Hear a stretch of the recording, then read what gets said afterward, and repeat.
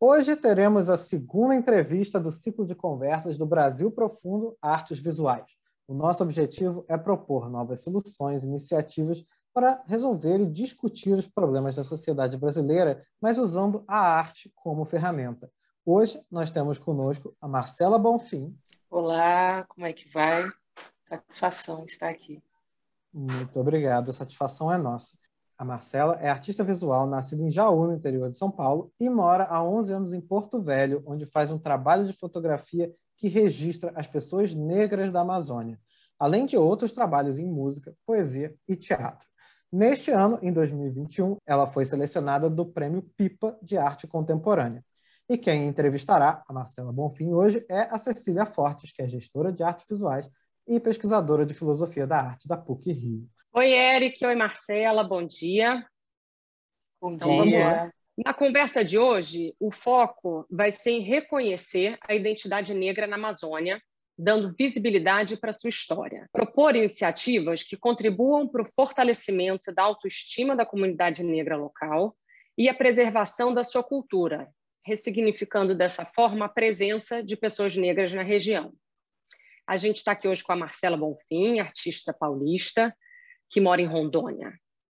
Antes de começar o seu caminho como artista, a Marcela se formou em economia pela PUC de São Paulo. Há 11 anos, ela se mudou para Porto Velho, às margens do Rio Madeira, onde atualmente ela vive e trabalha. Marcela, a sua série Reconhecendo a Amazônia Negra, povos, costumes e influências negras da floresta, ela dá visibilidade a uma Amazônia pouco conhecida, que é a Amazônia Negra. Existe uma imagem no imaginário coletivo que faz uma associação quase que imediata da Amazônia aos povos indígenas. Mas pouco se sabe ou pouco se fala da ancestralidade presente nessa região. E, através do seu trabalho, você fala dessa negritude e dos fluxos migratórios que a construíram. Pesquisando a sua obra, eu até destaquei aqui um trecho de uma entrevista que eu achei muito significativo, que eu vou ler aqui. Acredito que a Amazônia e eu estamos aprendendo juntas a ser negras. Isso é um processo lento, que acontece com outras pessoas negras, em vários lugares do Brasil. A maioria dos negros brasileiros precisam aprender a ser negros no percurso de suas vidas. Então, antes de falar dos seus trabalhos, você pode contar um pouco para a gente o que te levou a Rondônia, como é que foi a sua adaptação aí, tendo vindo de um grande centro urbano como São Paulo, e como que se deu o início dessa sua trajetória artística? Olá, uma satisfação, né? Estar nesse espaço, podendo falar sobre essas imagens, né? Desde quando eu cheguei aqui e principalmente voltando um pouquinho atrás, né? Nessa história que é a nossa própria vida. Eu cheguei aqui em 2010 para buscar o meu primeiro emprego como economista e quando eu chego aqui, a primeira coisa que eu posso hoje dizer é que eu fui confrontada no meu imaginário, né? Eu venho de um imaginário que tinha a meritocracia como um suporte, como um lugar a perseguir, né? Um caminho. E chegando em Rondônia, esse suporte estava praticamente caindo por terra, né? Com toda a minha frustração à tona, né? Dentro desse lugar que eu me formei em economia, né? Imaginando que eu seria absorvida pelo mercado de trabalho, imaginando que todo aquele processo, aquele rito que foi me passado, porque desde criança somos ensinados a que a educação é um caminho, né? Mas ninguém exemplifica que esse caminho não é igual para todos. Então, já começa daí um processo muito difícil, principalmente para as pessoas negras, para as pessoas indígenas, para as pessoas tidas à margem, principalmente de uma visualidade, né? É porque é no visual que tudo acontece, né? E isso eu fui aprender aqui em Rondônia. Noções que eram extremamente necessárias para que meu caminho pudesse ser aberto para outras formas de se conceber um caminho. Tudo isso é um plano muito imaginário, né? E que a imagem ela dá conta de problematizar, não de se instaurar ilhas. Porque hoje, no Brasil, principalmente, a gente vive entre ilhas imaginárias, que são visuais, extremamente visuais, né? é ali onde a gente exercita todo o nosso imaginário. Quando eu chego, enxergo uma visualidade completamente diferente desse imaginário. Aqui eu imaginei encontrar uma coisa, mas encontrei completamente outra, e uma coisa também que eu pensava, mas não da forma que eu pensava. Então, foi muito importante perder a ideia, muito importante receber o lugar. Porque não só o lugar me recebeu, como eu tive que receber esse lugar. E eu percebo que o lugar me recebeu muito rápido, ao ser identificada como barbadiana, né? Ele deu conta de fazer uma coisa que eu não estava dando conta, de dar um toque. E esse toque foi o clique, que eu considero sendo o primeiro, foi a cidade que deu.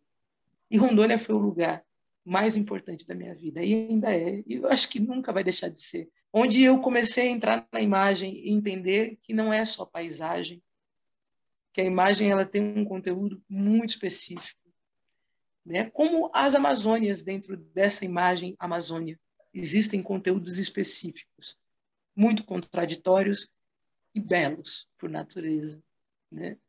E dali eu comecei a perceber, eu acho que essas questões, né, primeiro conversar com a imagem antes de sacá-la, foi uma grande forma, né? Entender o que eu estava sendo chamada de barbadiana, o que era aquilo e o que isso tem a ver comigo. Na visualidade parece ter, né? Mas na história também tem, né? Foi ali que eu comecei a perceber, nossa, os barbadianos é uma imagem que chega aqui, é uma imagem que dentro dessa imagem, esse pixel, se trata de muitas culturas do Caribe. Não era só o barbadiano, mas ele foi sacado, né, a princípio. E ele criou uma natureza nessa região. Ele, na verdade, ele começou a romper, a criar fissuras numa imagem sujeita do início do século negro. O negro começou a ganhar outro nome também, barbadiano. E dali a gente começou a enxergar os maranhenses, os paraenses, os baianos. Você percebe que o Brasil ele começa a recriar identidades dentro de uma visualidade que é fundamental. E eu começo a perceber aqui que o negro não é uma coisa só. E começo a dignificar o negro, que foi uma violência com tantas culturas, né? Desaparecidas, suplantadas. A ideia desse processo hoje de ressignificar, inclusive, tudo isso, é pensar a partir desses prismas. A imagem já existe por si. Nós não criamos nada. Aliás, criamos outras imagens, que é uma deriva dessa imagem, mas não é. O que a imagem é? Marcela Bonfim é uma imagem. É uma criação, é uma múltipla criação. Mas o que eu sou? Nada disso, inclusive. Eu estou me buscando, né? Hoje eu sou uma economista que trabalho dentro da visualidade. Eu acho que essa é a mais possível. E Rondônia me trouxe esse conhecimento e me traz esse conhecimento. Então a terra ela ensina. O tempo é necessário para esse aprendizado. A passagem ela é uma forma de aprender, mas a permanência ela é a própria forma. Né? E dali a música é uma forma de eu tentar transferir aquilo que eu estou vendo, né? Aquilo que eu estou enxergando. Aí você canta. Nossa, não é uma forma de aprender? Cantar? Não deveria ser uma coisa banal. Não deveria ser. A música, ela é um aprendizado. E a gente tem muito isso na nossa religião de matriz afro-brasileira, né? Na religião aqui da Amazônia, o Daime, o Umbandaime, a Barquinha, né? As curimbas, o indígena já ensinava isso. Então, é um casamento entre duas imagens, indígena e negra, é a música. Quer mais imagem do que isso? Então, é isso. É um processo que o que eu posso dizer sobre ele é que eu me modifico. Então, isso é o mais importante. A imagem que importa hoje, ela é muito pessoal, e tão pessoal ela acaba sendo coletiva. Porque a gente tem todo o tempo processos de reconhecimento. Por isso que esse é o suporte principal da minha imagem, o reconhecimento.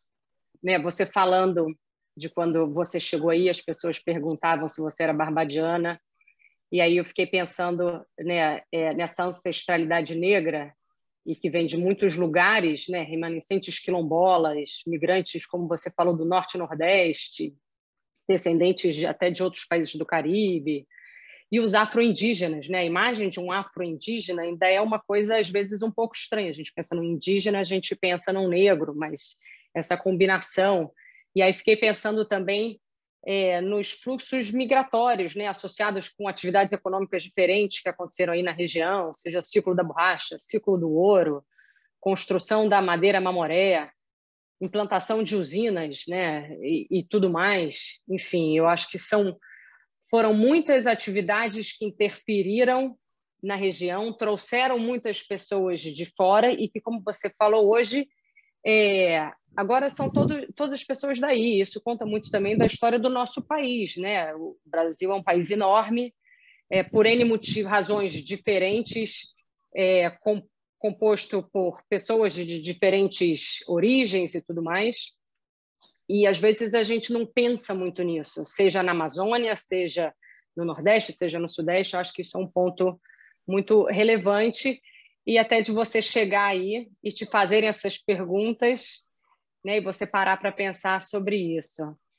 E aí eu fiquei olhando as suas fotografias e eu acho que, como você mesma falou, né, a imagem já está ali. Então, muito mais do que a gente vê só o registro de uma imagem, o que transpassa nelas é uma intimidade com os retratados e que dá uma curiosidade de você entender quem são essas pessoas, né? Entender melhor aquele contexto, aquela história. Como é que você escolhe os personagens para as suas fotografias? Como é que é essa interação com eles? Porque a gente percebe que não é só um clique. Tem uma história ali, tem uma conexão ali. A coisa mais interessante é que, quando você viaja, você vai viajar para quê? Eu sempre pergunto, as minhas viagens hoje, assim, de circulação, elas por mais que você vai fazer uma coisa, mas você tem tempo para criar alguma relação dentro dessa passagem, né? Eu acho que ter essa consciência e ter essa abertura. Então, quando você está passando num lugar e você tem essa ideia, né, que ela se cristaliza numa forma de viver, as pessoas chegam até você. E quando você tem, por princípio, considera tudo, mas tudo, afetos e desafetos. Isso vai acontecer, mas vai acontecer de uma forma que você aprenda. Na verdade, não é nem aprender, apreenda. Muitas dessas imagens, elas têm vários contextos. De alegria, felicidade, de dor, de dúvida. Se está assim, está assim. É um momento. Dentro do desafeto, inclusive, vai existir intimidade. Eu tenho imagens de desafeto, sabe? Não é desafeto. Eu falo, afeto é tempo, desafeto é pressa. Olha essa imagem. É muito boa. Afeto é tempo, desafeto é pressa. E está ali a imagem. Às vezes você tem a imagem de uma pressa. E às vezes você tem a imagem de um tempo profundo. E você vai ter... Mas todas elas têm intimidade. As relações, elas são realmente transformadoras. Quando você tem essa oportunidade de poder olhar para alguém e... Não, se joga naquilo. Se você não sabe nada, é um momento de aprender. É admitir as contradições, é admitir tudo. E quando eu fui para a visualidade, outras visualidades, de buscar um pouco mais de afago, a câmera fotográfica é uma muleta. Então, eu ia para esses ambientes, quando eu comecei a viajar, a querer conhecer pessoas com essa câmera, eu ia para ambientes onde eu queria sacar outras imagens, não aquelas que as pessoas sacavam de mim no governo. E não queria, sabe, eu queria exercer outra forma também, porque eu comecei a perceber que a gente é olhado de uma forma e a gente absorve isso, a gente apreende, a gente começa a olhar também. É quase que é uma imagem que passam para você e você passa a ver daquele jeito pelo olhar do outro. Você está sacando o outro assim também. A gente somos grandes sacadores de imagem. E essa câmera fotográfica trouxe para mim uma possibilidade de sacar diferente, de exercer outra forma de olhar, né? E quando eu vi, eu estava também olhando para aquelas pessoas que me sacavam de forma ruim com mais compaixão. porque até então eu comecei a fazer relações. E ali eu falei, um dia eu vou falar sobre isso. Vocês me pagam. Aquelas bem assim. Mas é uma outra relação de valor, sabe? Eu venho pagando por uma coisa que eu nunca sabia o que eu tinha feito. O negro paga na imagem e recebe muito pouco. Recebe muito pouco. Você não acha que existe raiva nesse processo? Sem dúvida. Claro, ser mal olhado pode ser um perigo. Eu vi isso quando eu fui para o presídio. Trabalhar no espetáculo chamado Bizarros, onde eu fui fazer tratamento com eles, eu fui fazer terapia com eles, porque eu não conseguia. Eu olhava para. Eu estava fazendo aquilo que eu recebia. Eu estava me afastando deles. Eu estava julgando o tempo inteiro aqueles homens que já estão julgados. Né? E dali eu começo a olhar para a imagem também com uma responsabilidade muito grande. Né? E começo a perceber as linhas tênues entre mim e aqueles homens. Eles caíram ali porque eles explodiram nos limites deles. E muitos, muito pela visualidade. Aqueles processos são muito visuais. Como é que eles apreendem também o crime, entendeu? É visual, gente. Vive num ambiente desse para você ver. Às vezes não se salva ninguém. E isso está em todas as partes. É muito difícil hoje você pensar as contradições como um lugar a se aprender. Mas ter consciência delas significa abrir o tema, não fechar. Eu preciso abrir a cabeça para pensar melhor essas imagens e isso depende do meu futuro. É como eu olho, inclusive, para a branquitude. Eu não olho ela fechada. Eu olho que ela pode se abrir um dia. Né? Eu não posso dar o mesmo fim que ela dá à minha imagem. Eu preciso abrir. Meu sobrenome é Bonfim. E esse Bonfim eu penso como uma imagem de amplitude. A humanidade precisa se ampliar. Se fragmentou muito a discussão e fechou canais importantíssimos. Sobrou só as lacunas, né? De uma coisa que era completamente aberta. Acredito que hoje eu estou em Rondônia para colocá-la no centro do debate da Amazônia Negra, como essa dignidade de um lugar que só se fala mal, só se vê muito mal, né? Só vê um pouquinho bem quando pensa esse lugar como Amazônia, né? Aí vai discutir a Amazônia lá fora. Olhar é relação. As pessoas precisam entender isso. Olhar é relação, sobretudo. E olhar dessa maneira significa abrir o imaginário. Marcela, obrigada por compartilhar com a gente essas imagens. Uma das propostas do Brasil Profundo é justamente a gente pensar o Brasil, os diferentes Brasis que existem nesse país enorme que a gente habita, e ouvindo quem está em cada região, porque só quem está ali conhece de verdade e pode, com muito mais propriedade, falar de quais são as dificuldades, quais são as possibilidades, né, do que quem está distante. Você estava falando também, né, além da multiplicidade da Amazônia, você estava falando sobre as reflexões de tempo e espaço. E aí eu vou puxar aqui para essa sua série mais recente, que é a Madeira de Dentro, Madeira de Fora, que aí a gente começa a ver agora imagens de casas ribeirinhas, fragmentos da floresta amazônica. Como é que se dão essas relações? Você pode contar para a gente dessa sua outra pesquisa? O Madeira de Dentro, Madeira de Fora é o tempo e espaço da Amazônia Negra, né? É um lugar onde agora a gente vai pensar essas imagens e essas relações, né? Madeira de dentro, madeira de fora. Ao admitir que, olha, se eu for pensar nessas relações, não é uma Amazônia só. A ideia de desenvolvimento nesse lugar é outra. A relação de propriedade é outra coisa. Então, o madeira de dentro, madeira de fora, ele vem para trazer né, as impressões do Amazônia Negra, da exposição, da mostra, ela é feita em madeira. Né? Eu até vou mostrar, tem uma aqui em casa. As outras estão viajando. Tá. Então, elas são feitas em madeira, né? E quando eu apresentei a exposição, as pessoas ficavam como era eu tirar a atenção da madeira para a discussão. E às vezes as pessoas que não ficam mesmo é na impressão. E isso é muito Brasil, né?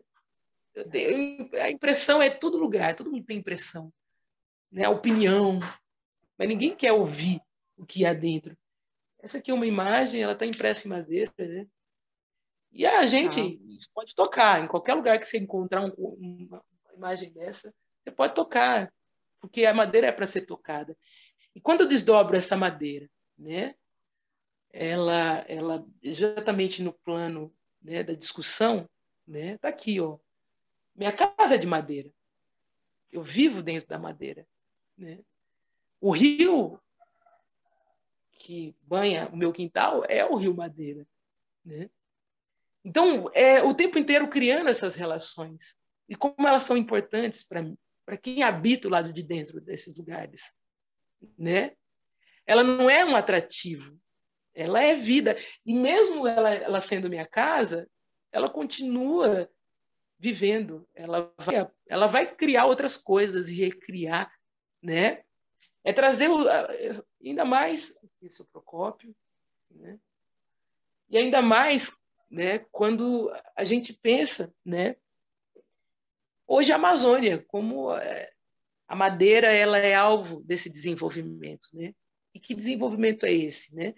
Se a gente vê os rios, né, sendo desmatados, assim, a madeira... gente, isso é uma reserva? Essa ideia de reserva, né? Que não cabe na nossa cabeça. A madeira, ela é um ponto para se pensar a Amazônia como uma reserva. E essa ideia de reserva é um perigo, principalmente para nós que estamos aqui. A gente é um lugar, somos reserva. Então, é o tempo inteiro pensando essa visualidade a partir do que a gente vive, né? Viver um dia de cada vez, né? Essa é a nossa relação de futuro dentro desse tempo, desse espaço, né? Com tantas intervenções. Então, acaba sendo que o dia de hoje é o que nós temos. Vamos fazer por hoje, sabe? Isso é futuro já, para quem vive aqui. Por isso que o tempo acaba sendo algo muito fundamental, muito fundamental. Nós somos, querendo ou não, até simbolicamente, o nosso tempo é diferente. A gente sempre está ainda um pouco caminhando, como se fosse, eu vejo muito ciclo aqui, né? É um lugar que é para ser cíclico mesmo. A gente está entre o verão e o inverno sempre, rodando nessa perspectiva, né? Nosso tempo ele não é não é a pressa, não é o compromisso, é outra relação, principalmente de quem está aqui na margem, né? Acordou, gente, não existe horário, existe olhar para o sol, entendeu? Existe olhar para... Todo mundo já tem uma noção de quando vai chover, de quando vai chover, né? É muito interessante como você vai criar. A lua é muito fundamental e como isso é bonito observar. É uma outra relação. Por isso que a gente consegue entender essas formas, né? E aqui meus vizinhos, todos eles são artistas. Eu sofri um ano aqui, o primeiro ano que eu cheguei, exatamente por causa do tempo. Eu não acreditava que as pessoas deitavam para jiboiar depois, tirar a cesta, a coisa da rede. Meu Deus, eu tinha pavor, sabe, de olhar. Eu sofri muito o primeiro ano aqui. Não foi uma história simples, assim, a gente fala, mas teve muita tensão. Até eu abrir a cabeça e falar, não, cara, eu também vou começar a dormir depois do almoço. E aqui a gente vê muito disso, né? Os corpos, como eles funcionam. Principalmente nós que estamos aqui à margem do Rio Madeira, né? Como o rio também dá conta de criar uma identidade. Os ribeirinhos, né? Tem uma identidade muito forte que ultrapassa, que aí vai criando camadas, né? O negro, o indígena, aí o caboclo, como essas camadas elas vão criando. É o tempo que vai dando isso. Com o tempo, todo mundo está muito parecido, a ponto da gente pegar a visualidade e botar ela no lugar dela e se reconhecer como caboclo, ó, caboquinho da beira do rio, caboquinho da beira, e todo mundo é caboclo. Caboclo. Aí, caboclo. Sabe? E é muito interessante como, sabe, a gente coloca a visualidade no lugar dela. O Brasil, não vamos para lugar nenhum.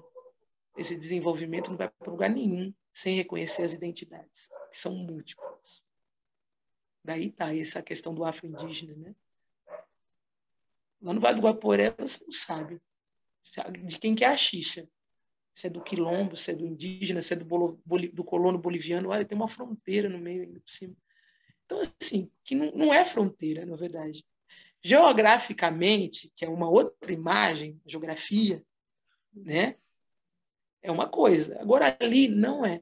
É a mesma coisa, Rondônia, aquele pedaço do Vale do Guaporé, era Mato Grosso, né? Um grande contingente de negros ainda no século passado foram deslocados, escravizados. Aí a imagem de Teresa de Benguela, né? Amazônica. E Vila Bela, por exemplo, aí hoje, Rondônia, né? Você tem a Pimenteira, aquela fronteira, Rondônia e Mato Grosso, que não existe no Divino Espírito Santo do Vale do Guaporé. Não existe, sabe? Não existe. Eles pegam o barquinho, eu vou ali. Quando você vê, eles estão ali. E é todo mundo guaporense. Olha as camadas das imagens, mas feito por eles, por nós aqui, ó. Sabe? É dignificação. Hoje, pensar essas imagens tem sido o meu exercício, o meu trabalho, que é uma outra relação de trabalho. E é isso. As identidades, elas vão acontecendo. Agora, reconhecer isso, né, é essa outra relação de trabalho, que serve até para a gente poder se encaixando melhor. Né? Porque o Brasil, ele não sabe lidar com as identidades. Não sabe. Ele quer homogeneizar tudo. É o preto, ou branco, ou pardo. Oh, que absurdo, gente. Isso é uma forma... É um imaginário muito difícil brasileiro. E está na cabeça de quase todo mundo. Enfim. Muito seletivo. Eu tenho um trabalhão pela frente, querido. Aliás, eu não só. Uma galera, né? Que hoje se chama por fotografia preta. Tá ótimo. Marcela, infelizmente, nosso tempo, como a gente falou, voou, né? Estamos aqui falando de tempo. Bom, com o nosso tempo, infelizmente, no final, eu gostaria de perguntar se a Marcela quer fazer uma indicação de algum trabalho dela, alguma coisa que esteja... fazer o seu jabá, né? Falar sobre você, seu trabalho, convidar as pessoas para qualquer coisa que você tenha no momento planejando. Visitarem o madeiradedentro.com, o amazonianegra.com.br, e eu tenho uma coluna hoje no Nós Mulheres da Periferia que eu falo sobre imagens, né? E tenho trabalhado com algumas pessoas fazendo duos, né? Trazendo imagens, né? Camadas de imagem, falando sobre essas relações, né? Mas especificando, né? Essa próxima coluna vai falar sobre Maria ou Preclé, né? São duas imagens, um nome indígena e um nome branco de uma indígena gamela lá do Maranhão, né? Na defesa por seu território, né? E tendo a imagem como plano de ataque, né?